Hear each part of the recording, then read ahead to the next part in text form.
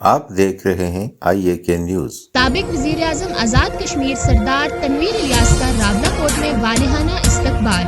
جلسہ عام سے سردار تنویر الیاس کا تاریخ ساز خطاب۔ زمین و آسمان میں ہر زبان سے لا الہ نکلا،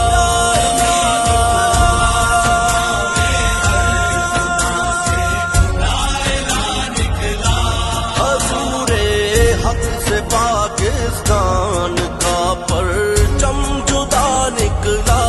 اگرچہ قوم درماندہ اداس اور باشکستہ تھی، اگرچہ قوم درماندہ اداس اور باشکستہ تھی، مگر پھر قائد اعظم سا عالی رہنما نکلا۔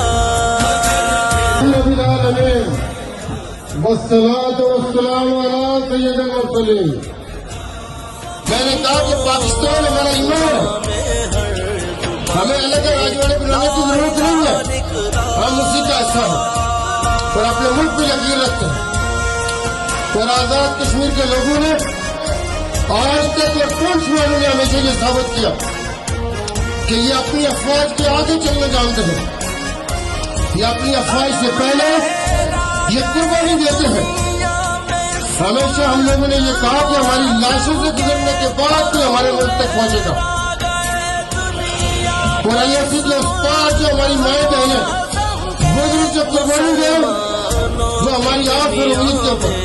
نیا ایک رہنما نکلا،